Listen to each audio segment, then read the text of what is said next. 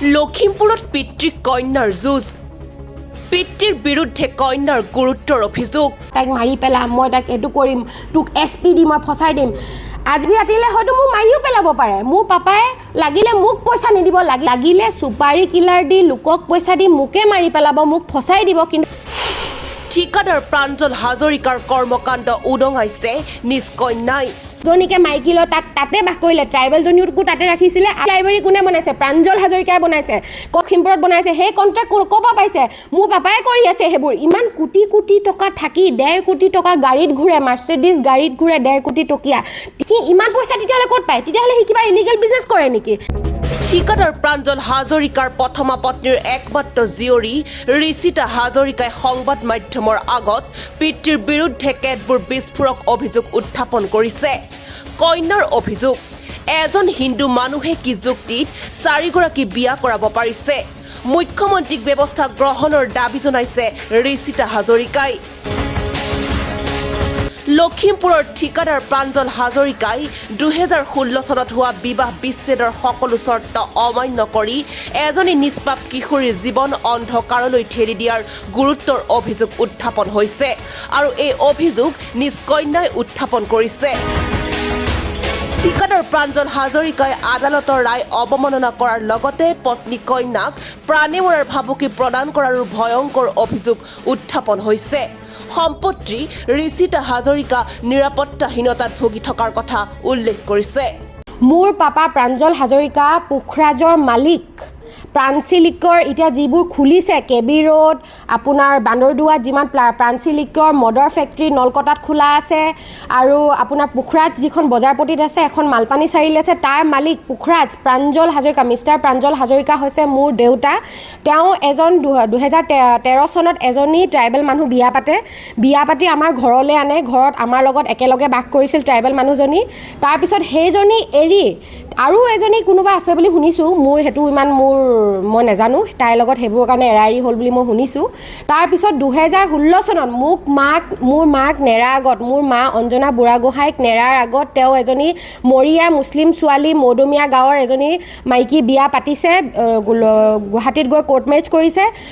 কৰি 2016 চনৰ পৰা মাৰ ডিভোৰ্চ এগ্ৰিমেণ্টত লিখা আছে যে মই তেওঁৰ ছোৱালী আৰু তেওঁ মোৰ কাৰণে 5,000 টকাকৈ মাহেকত মেইনটেনেন্স আৰু 10,000 টকা মোৰ নামত ৰেকাৰিং একাউণ্টত থ'ব বুলি তেওঁ দিছে কিন্তু তেওঁ 2016 চন বাদ দিয়ক 2013-14 চনৰ পৰা নিজৰ ছোৱালী বুলি মোক আজিলৈকে একো খা খৰচ 10 পইচা একো এটা দিয়া নাই উল্টাই যেতিয়া খুজিব যাওঁ বা নিজৰ বাপেকৰ লগত বাপেক হিচাপে সম্বন্ধ মই ৰাখিবলৈ যাওঁ তেওঁ মোক মাৰি পেলোৱা ভাবুকি দিয়ে এছপি ডিচি লগাই তোক পুলিচত দি দিম তোৰ মাৰকে তোকে চুচৰাই আনিম বেয়া অশ্লীল ৱৰ্ড ইউজ কৰে যিটো ৰেকৰ্ডিং মই দিম সেইটো মোৰ ইনচিডেণ্টটো মই পিছত ক'ম কিন্তু মই পাপাৰ 3 নম্বৰ যিজনী মাইকী প্ৰাঞ্চি ৰশ্মি উৰ্ফে তাইৰ মুছফিকা তিনিটাৰ নাম মই নাজানো দেই মই শুনিছোঁহে প্ৰাঞ্চি ৰশ্মি মুছফিকা হাজৰিকা তাই যে মোৰ পাপাক মোৰ পৰা যে অঁতৰাই দিছে তাই কোন মোক অঁতৰাবলৈ তাই মোৰ লাইফৰ ৰিস্ক ল'ব নেকি তাই যে মই মোৰ পাপাক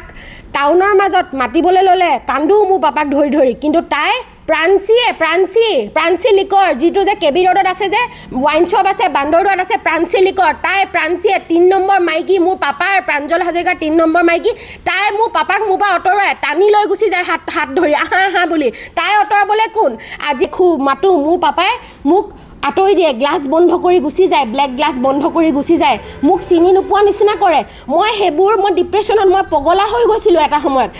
মোৰ পাপাৰ ইমান কোটি টকা থাকি তেওঁ মানৱ ডেকা আমাৰ MLA যিজন মাননীয় মানৱ ডেকা তেওঁৰ লগত ইমান কোটি টকা বিজনেছ কৰি আছে ডিষ্ট্ৰিক্ট লাইব্ৰেৰী কোনে বনাইছে প্ৰাঞ্জল হাজৰিকাই বনাইছে কণ্ট্ৰেক্ট ক'ৰ পৰা পাইছে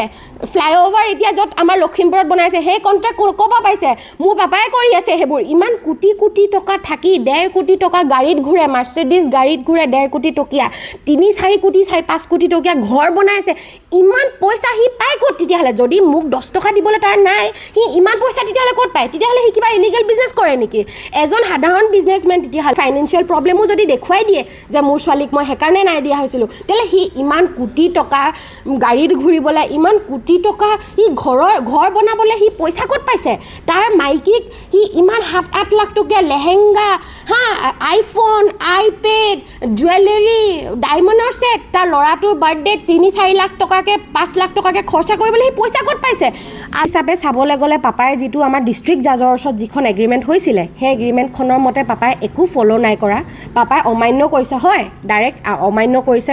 ল মানা নাই ল ভাঙিছে পাপাই লিখা পিছতো সেইটো কাৰণে মই আজি ক'তো কোৰ্ট বা কিবাত নগৈ আৰু মোৰ সঁচা কথা ক'বলৈ গ'লে মোৰ আজি কোৰ্টত যোৱা বা ভাল উকিল এজন ধৰি ভাল চিভিল শ্বুট এটা মানে মোৰ ফাইল কৰিবলৈ মোৰ আজি পইচা নাই সঁচা কথা ক'ব গ'লে হোল লাইফৰ পাপাই ৰেছপনচিবিলিটি ল'ব লাগিব মই যেতিয়ালৈকে নিজে ভৰিত থিয় নিদিওঁ যেতিয়ালৈকে মই নিজে একো এটা নকৰোঁ তেতিয়ালৈকে মোক পাপাই চাব লাগিব আৰু মোৰ ৰেছপনচিবিলিটি ল'ব লাগিব কাৰণ তেওঁ মোক জন্ম দিছে আৰু তেওঁ যদি জন্ম দি মোক খুৱাব পিন্ধাব তেতিয়াহ'লে মই কি সময় তেতিয়াহ'লে মৰি যাওঁ মই তেতিয়াহ'লে তেওঁৰ ঘৰত গৈ মই মৰি থাকোঁ তেতিয়াহ'লে তেওঁৱে মোক মাৰি পেলাওক নহ'লে তেওঁ মোক জন্ম কেলৈ দিছে যদি তেওঁ মোক খুৱাব পিন্ধাব নোৱাৰে যদি তেওঁ মোক 10 টকা এটা দিব নোৱাৰে মুখ্যমন্ত্ৰী আমাৰ মহোদয় মই একদম ৰেছপেক্ট জনাইছোঁ মই এটাই কথা ক'ব বিচাৰোঁ যে মোৰ যিটো এতিয়া প্ৰব্লেম চলি আছে সেইটোত আপুনি জাজ কৰক এইটোত ইনভেষ্টিগেট কৰক মোক সহায় কৰক মোক পঢ়া শুনা ফালৰ পৰা দিগদাৰ মই পাপা বুলিয়ে কোৱা নাই আপুনিও যদি চাই আছে আপুনিও আপোনাৰ ফালৰ পৰা হ'লেও মোক সহায় কৰক কাৰণ মোৰ পঢ়িবলৈ মেলিবলৈ মোৰ বহুত প্ৰব্লেম হৈছে মোৰ সঁচা কথা মই কৈছোঁ মোৰ বহুত প্ৰব্লেম হৈছে লাইফত মোৰ পাপাইতো আগতে মোক নামাতে মোক এনেকুৱা কৰে মোক ইমান টৰ্চাৰ কৰে চাওক মই ৰাস্তাত মাতিবলৈ যাওঁ টাউনৰ মাজত মাতিবলৈ যাওঁ মোক মানে এনেকৈ আঁতৰাই দিয়ে সেই যিজনী প্ৰাঞ্চী বুলি ক'লোঁ যিজনী 4 নম্বৰ মাইকী সেইজনীয়ে মোক এনেকৈ কৈ লৈ যায় তাই কোন মোক আঁতৰাই তাই মোৰ লাইফৰ ৰিক্স ল'ব নে প্ৰাঞ্চীয়ে মোৰ লাইফৰ ৰিক্স ল'ব নে ৰশ্মি মুস্ফিকা প্ৰাঞ্চী তুমি মোৰ লাইফৰ ৰিক্স ল'বা নেকি সেইটো কোৱা তুমি ৰিক্স ল'বা মোৰ লাইফৰ মই যদি আজি মৰি থাকোঁ তুমি ৰিক্স ল'বা কাৰণ তুমিয়ে মোৰ পাপা বা তুমি মোক আঁতৰাইছা তুমি মোৰ পাপা বা মোৰ অধিকাৰ আৰু মোৰ পাপাৰ লগত সম্বন্ধ তুমি আঁতৰাবলৈ তুমি কোন হয় মই আগত জন্ম হৈছিলোঁ তুমিতো আজি 10 বছৰ আগতহে বিয়া হৈছা মোৰ পাপালৈ মইতো আজি 20 বছৰ আগতে জন্ম হ'লোঁ news desk report the news Lakhimpur